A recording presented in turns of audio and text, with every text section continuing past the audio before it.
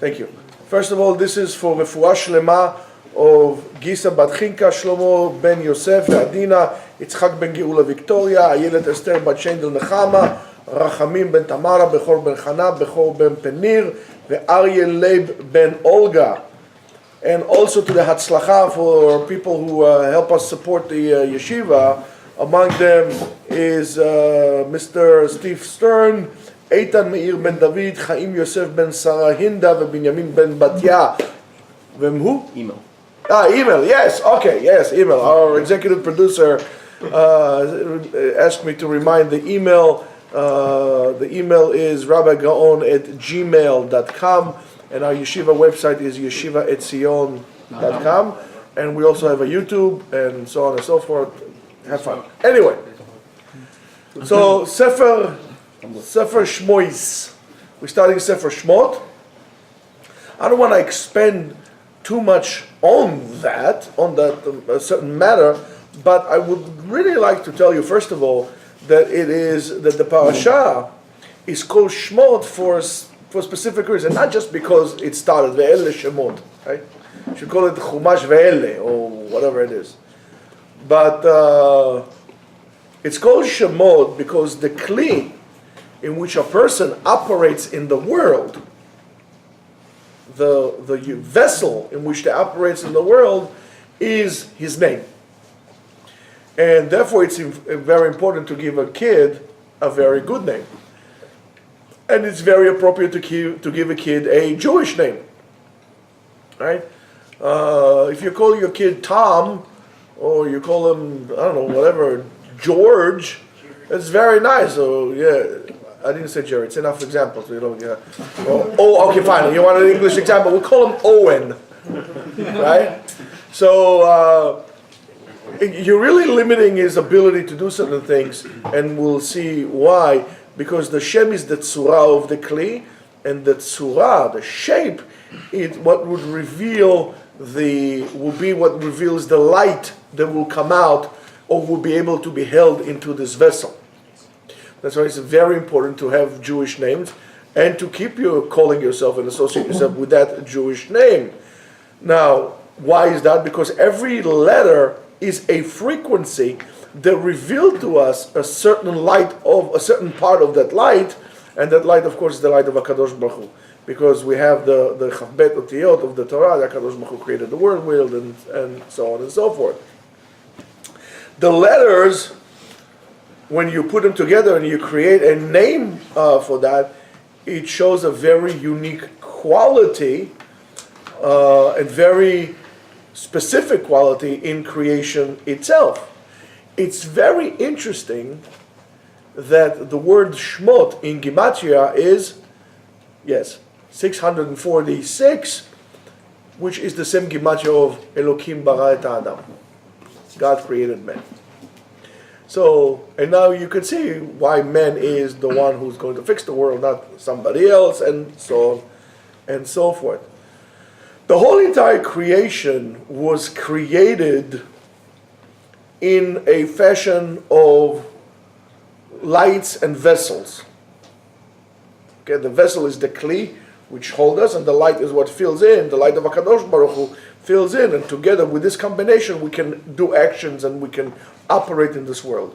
Each one of us is a little vessel or big vessel that holds lights of HaKadosh Baruch Hu in a certain way. That's why each and every one of us has a different job and a specific job for him to do, or her to do. It to do, no, only him and her. And this is what, again, these are very important things to remember, because we're going to build everything on the concept of kelim, of vessels, and on the concept of light. In the Kabbalah, they say that the connection between Sefer Bereshit to Shemot, to Sefer Shemot, is a kesher of vessels and light. And that's why certain things had to be, and we'll, Bezat Hashem, 20 minutes, yes, very good. Very good. Because I was just wondering, yes. So, vessels of light. Now, it says in Sefer Yov, right, that the Rasha, right, Yachin v'tzadik yilbash. The wicked will prepare, and the tzaddik, the righteous person, would wear them. And this is a tremendous secret that is being revealed to us in this matter. The development of the world is done in a different way than you thought so far. The world develops and includes many different things in a completely, and I have a chidush for you. It's not what you think. It's, anybody wants to guess? Nobody wants to guess. It's done in a way by the Rashaim, by the wicked people. How? The Rashaim come in and they break the vessels. They break the vessels and they destroy the world, and here comes the tzaddik and builds them. Here comes the tzaddik and he builds the world. He puts it together. He makes, as we learned in the morning, makes a better assortment, makes the berur, and he takes the refined things and he actually puts together something that is completely capable of holding the goodness, the light of HaKadosh Baruch Hu, and brings us down to this world. The inyan is, and why is that? Because the Rasha can go down to levels in which the tzaddik will never go there to begin with. This is מה יש לי לעשות במקומות האלה. What I have to do there. So that the Rasha goes, and he goes, like as they say, all the way down, as far as he can into the rabbit hole, and then he finds the vessels, and he breaks the vessels. And how does he break the vessel? Because he sees tremendous chesronot, tremendous lacking. This is not good, and this is not good, and so on and so forth. Right? He reveals the vessels, and then comes the tzaddik and fixes it. This is why around Endri Tzaddik we have so many Rashaim. Why? Because the Rashaim, the people, are basically what we call Nosei Kilim. They're the ones who carry the utensils of the tzaddik. They help him up. They are the like you have the craftsman who comes in, and the apprentice, he carries the schlepping the stuff like this, because that's exactly what happens. And if you remember, the initials of Rasha, right, is Rashi Tevot, the initials of Retzon Shel Atzmo. Ratzon Shel Atzmo, your own will. מה שאתה רוצה. No, you don't care what somebody else wants. You only care what you want. Everybody else is not important. And everybody else is there to serve you.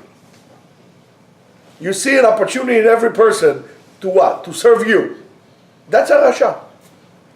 You might think a Rasha is a killer, a mass murderer, a pedophile, If you have the Democrats, they'll tell you a Republican, But L'maaseh, it's not really like that. You could have a very fine person who contribute to society. That's not what will be it. A very fine person who is very respectful and so on and so forth, and he could be regarded to in the eyes of Chachamim as a Rasha, because everything is for him is opportunity to serve him, not an opportunity which is the complete opposite of the tzaddik. That the tzaddik sees everything as an opportunity to serve, not to be. That he should serve whatever is in front of him, not that the people or the object should serve him. Completely opposite directions. However, we need the Rashaim as well. And so therefore the Rasha is what we call the egocentric will that exists inside of us. And however, how is it? It's deaf, and by the way, it's there for a reason. It's there for a reason because we need. That is the power that allows us to bring the shefa, to pull down the abundance from above, and what we call the shefa of the bria, the abundance of creation, the beauty of creation. Now, the problem is that many times, and it does happen many times, we use that ability that we have to bring the shefa down in a very destructive manner. don't take care of our resources. It's the same thing. I mean, you can see the behavior that we have, for example, towards our natural resources. It's the same thing.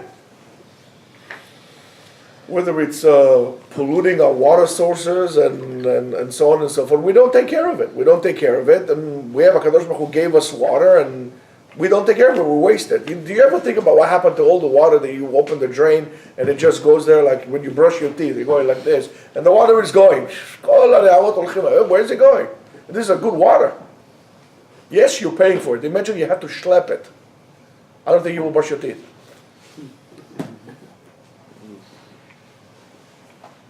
So you have resources, and it's good. The resources are there for you, but you have to do so in a very good manner. A Rasha is a person that does an unresponsible usage of that resources that Kadosh Baruch Hu gives you. So you might think, and you're seeing again, that you thought that the Rasha is a wicked person, is just a certain type of person, but you see that the eyes of the Torah, it's a totally different concept. Could be a completely, totally different concept. It's not what we think. So, and if you remember, I always tell you, be very careful who you call a tzaddik and who you call a rasha, because better off you don't use the superlatives on people. Baruch Hashem, Yehudi yakar. Dear Jew, tzaddik rasha, ani lo yoda, ech ani yachol ladat. How do I know? So Baal HaSulam says that the tzaddik already, before he became a tzaddik, he already fixed all his vessels. And the reason when he became a tzaddik is because he wants to bring more vessels, to fix them, to bring more shefa, to share this beauty with other people. Now, when we speak about, for example, let's say, for example, teaching people. Why do you want to teach people? Do you want a lot of students? Yes, I do. Why? Well, so I should be a very important person. Well, that's not tzaddik. That's called naval b'reshut HaTorah. When you teaching people, you should have the idea that you are fixing the kelim, you're making these people, and we'll see later on, Be'ezrat Hashem, why is it that it's very important to fix these people? You're not doing it for yourself. And if you do, you have a problem. So a tzaddik wants this. The rasha brings him, therefore, more kelim, more vessels beyond his ability of the tzaddik to bring. He brings the kelim, and all the machshavot ha'ot, all the bad thoughts, and all the bad actions, and and so on and so forth, the rashaim, comes the tzaddik, comes the person who really perfected himself. And we spoke about this in conjunction with the Mesilat Yesharim. We've been talking about this lately a lot in Mesilat Yesharim. Comes the tzaddik that perfected himself. Now he has the ability to take all these bad things and actually turn them into a good thing, and brings it up and lift it up back to its place, which is back to the Kedusha. In other words, the tzaddik takes their will to receive and he makes it as the will to receive in order to influence, in order to help. I need resources. I myself don't have the resources. Therefore, I want it. Why? So I can help other people. The best example for that is Shlomo HaMelech, when the Midrash tells us, when he asks HaKadosh Baruch Hu, he says, just give me wisdom to teach you, to guide your people appropriately. So HaKadosh Baruch Hu gave him double, gave him wisdom and gave them money. So, and right, or Chachamim, as we say in the Gemara, Kol mitpalel al chavero tfilato na'anet kodem, and take it, and you can take it from there and forward. It's very interesting that, so therefore he takes the ra and he turns it into bad. He doesn't eliminate the bad by fighting it and going to eradicate any cell of the nuclear terrorist over there. No, he takes it and makes it good. Again, it's very interesting to note that the concept of tikkun kli, if you take the word tikkun kli, the gematria of that is 616. When you fix the kli, it's the same gematria of Malach Hashem Tzevaot. A person who is metaken the kli, tikkun kli, he fixed himself, can reach a level of a malach like we have from people like Chanoch and so on and so forth. ברוך אתה אדוני אלוהינו מלך העולם שהכל נהיה בדברו. Amen. So we know that the reality of life is mixed with good and bad and good and so on and so forth. The good has bad and the bad has good, right? We're talking the other day about, what's his name? Pablo, right? And you guys were debating whether he's a good man or he's actually a bad man, and he did some good things, right? So, but then there are good people who are bad, and so on and so forth. That's the reality of life. Everything has a little bit of the other, until sometimes for us, because of course, Chet Adam HaRishon and so on and so forth, it's very hard to tell who and what is what. And a person that doesn't see the whole entire picture, as we spoke in the morning, might get very angry on things that he sees in the world. But you should know that Kadosh Baruch Hu, everything is for a reason. Everything is meduyak, everything is for a reason. There is no extra Rasha in the world, and there's no extra tzaddik in the world. Everything is in measurement. There is a reason and a way everything is measured. So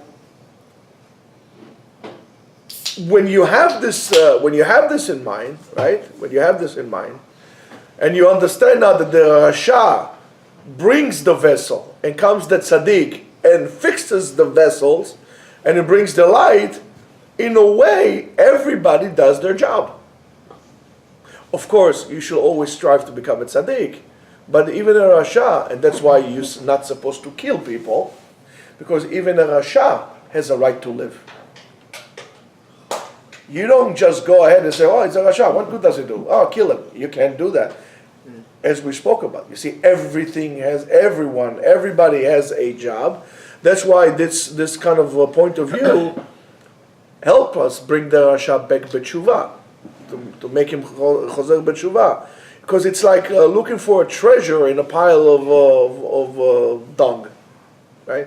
You have a treasure that nobody will bother to look in the, let's say you have a whole bunch of cows or something. You have a big stock of diamonds and gold. Where are you going to put this? In a safe? No. Who would look in a pile of cow manure? That's where you hide it. You put some for the thief to take the things that he took the whole entire thing, but the real treasure you put in a cow manure. Right? So when you realize that, you realize that maybe inside of it there is also a good point, because there cannot be a person who is a Rasha Muchlat, an absolute Rasha. Because if a person will come an absolute Rasha, he will die immediately. And the Rasha, the wicked person, is alive because of that point of good that is inside of him. From there he gets all his chayut. You can't get livelihood if there's not even a pinpoint of good inside of you. Well, your job as a tzaddik, as a righteous person, is to try to find that spot, to put your radars on, right? And to find the good spot in that wicked person and try to bring him back to light, to break the klipa around it, to break the husk, and to by breaking the klipa, allowing the light to actually shine. And that's what we basically do. In other words, take any bad situation and find something good in it and learn how to turn the bad into good. Never, sit there and cry helplessly, oh, why me? Why me? Okay, it happened. How can I make this good? By the way, today is the yortzeit of the Rambam and also the yortzeit of Rabbi Yaakov Abuchatzera. I'm sure many other people, but at least that. So, when we are talking about, and that's where we come about emunah, we have to understand this. This is all for us to understand how Kadosh Baruch Hu interacts with the world.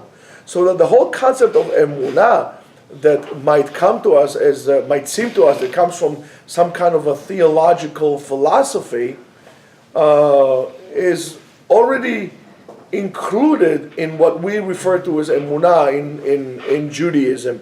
For example, we have in the Siddur, the Ashkenazim have in the Siddur, the Sfaradim have in the Siddur, it says at the beginning of the Bachot of Shacharit, Atahu ad shelo nivra olam, Atahu mi shenivra olam. You were there before the world, and you are here and also after the word. In other words, that is something very important, and I want to bring it out to you. It's a very, very important bracha that unfortunately we don't pay attention because we are tired and we're thinking about how good it will be to be a goy that I don't have to get up and go to shul every day or put feeling on. So we kind of blah, blah, blah, it, and we, yalla, yalla, let's go, but then we have to skip this, not tzarich. Right? However, that is a very, very interesting concept. Why is it an interesting concept? Because it's a recognition of God without any connection to this world. Without any connection to this world. Realizing that there is a God because there is a God. Because He is present and He is the definition of the truth. And that's it.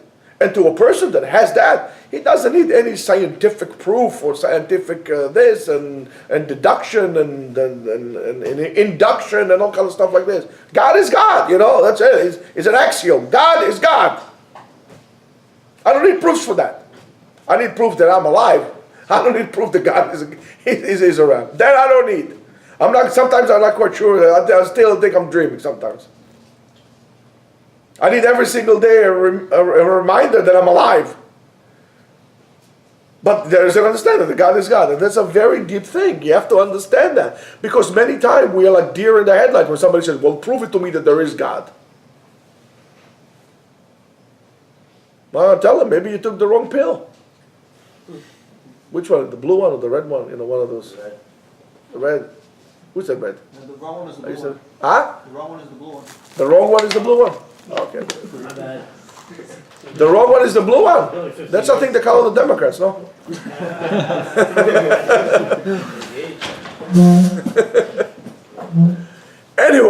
Anyway, so, and this is what it says in our parasha when HaKadosh Baruch Hu says Moshe. There's two different things. He says to them, you're going to tell them Eheyeh shelachani elechem.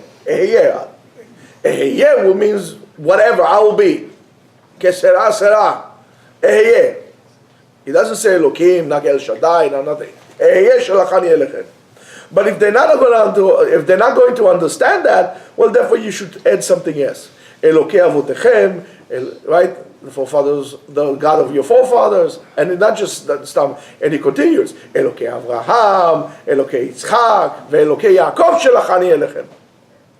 So, in other words, a God that you recognize or you acknowledge by the fact of what He did to our forefathers and what we're expecting from Him to do to us.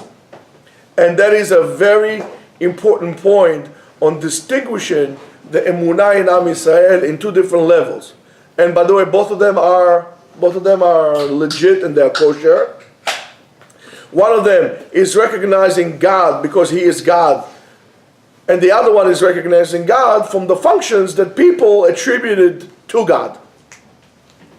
From these 2 points of view, there's two different types of what we call Avodat Elokim. This is how you're going to, based on where you're holding, this is how you're actually going to worship Kadosh Baruch Hu. And that is what, of course, what we're talking about is Avodat Hashem Lishma V'Shelo Lishma. That's where it comes from. Now, Avodah Lishma is a person worship Hashem because he recognized that HaKadosh Baruch Hu is Hashem. Hashem hu Elokim, Hashem hu Elokim. I do what Hashem wants me to do. That's Lishma. No other reason. No reward, no punishment, no it's going to be worthwhile for me, they're going to roll a red carpet in heaven for me. Nothing. God told me, I do. That's Lishma. Very difficult because we grew up in a world that is a very rational world. In other words, what should I do something for you? How much you paying? What are you doing for it? And most people, if you're going to do a favor for them, when you don't require them to pay, they're going to walk all over you. Or they don't think that you're legitimate. For example, let me ask you, how many of you pay to be here in Yeshiva? Should I turn the camera to see? No one. I think maybe we're the only place that doesn't charge this Talmidim. If I would charge, probably there'll be more people. Why? Because I pay for it, I might as well go, right?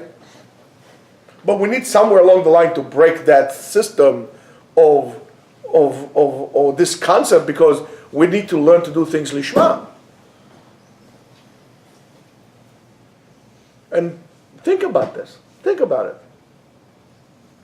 Now, and the other one is the lo lishma is a person that does Eloi. He worships Hashem because he hopes, or he's expecting that from this avodah some good will come after him, or he would see some good to himself right now doing this.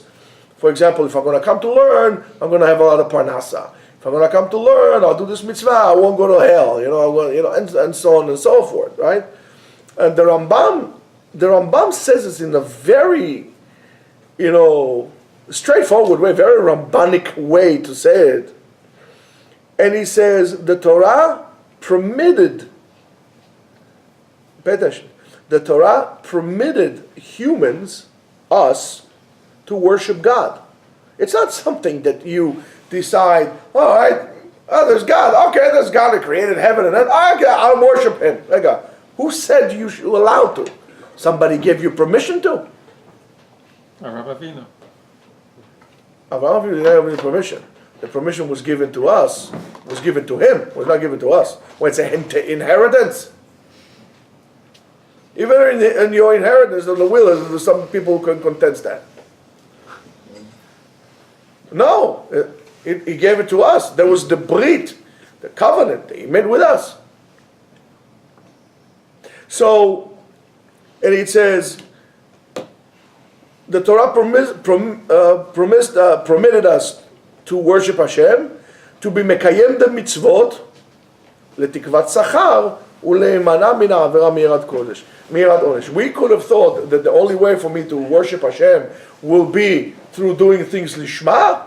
The Rambam says no. The Torah told you you're allowed to do so also shelo lishma. So if the Torah says you're allowed to do avodat Hashem lo lishma, who are you to say to me that you're not allowed to? You're allowed to. You're allowed to do avodat Hashem shelo lishma. So, and this is what we have in the message of Ehyeh Asher Ehyeh that Moshe Rabbeinu also got for the people who came. Yeah, you should have charged it beforehand. Yeah.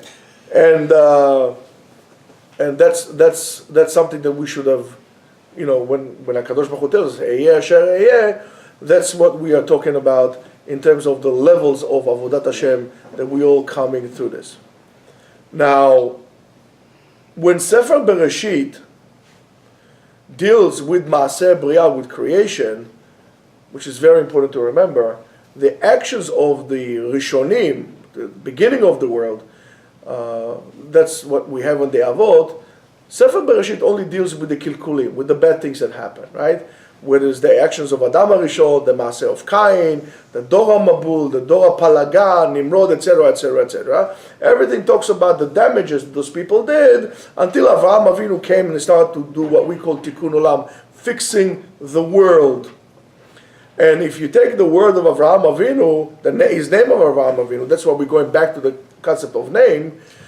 So the name of Avraham Avinu is Evar Ma. Evar means a limb, and the number Ma, which is 45. 45 is the same gematria of Adam. So Avraham Avinu started the tikkunim of Adam HaRishon, but there was b'pchinat Evar Ma. In other words, Evar means one limb. And there was what he did, the tikkun of Adam HaRishon, was only the tikkun of one limb. But there was damage to the world. Now, even though Avraham, in the Gematria is Ramach, Resh Mem Chet Evarim, right?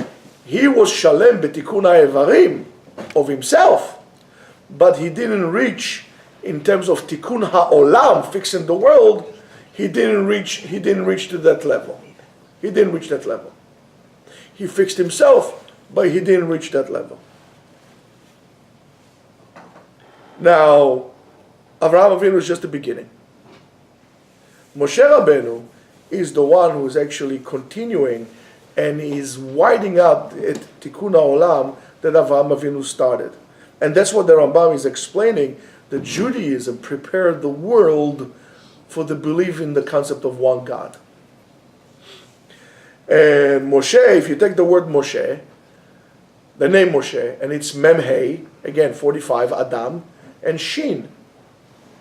Shin represents by the three lines for the three Avot, right? Avraham, Yitzchak, and Yaakov. The same thing is in Tefillin. We have 4 for the Rachel, Rivka, Sarah, Rivka, Rachel, Leah, and then on the other hand we have 3. So it's Keneged Avot that's going to be there.